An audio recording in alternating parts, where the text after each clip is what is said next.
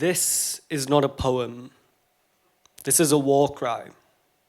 I do not know how to shovel 500,000 rubble-smothered screams in the bleeding jaws of a metaphor.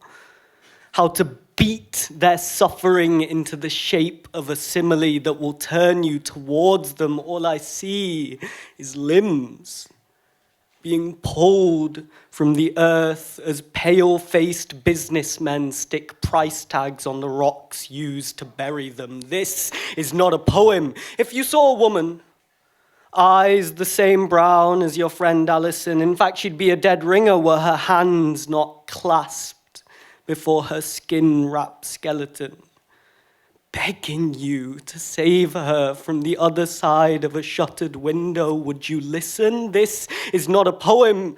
And what if there were 100 women and men and children, gravel like shrapnel in their knees, an orchestra fading, desperate screams, and the window was in your palm and in your living room and in your kitchen, whilst people told you over and over not to listen, blaring pastel pink pop music to blanket the cacophony. This is not a poem, whilst those very people sold you plastic diamonds to hold up to the light reflecting off their freshly polished bones. This is not a poem. And that woman, face blackened by burning voice, shredded from unheard pleading, she has the same hair as your daughter.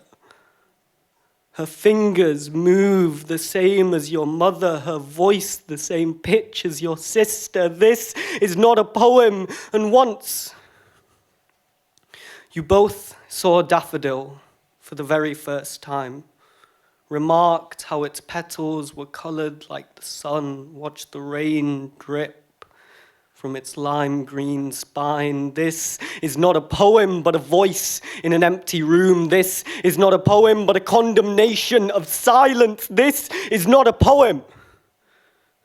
This is a war cry.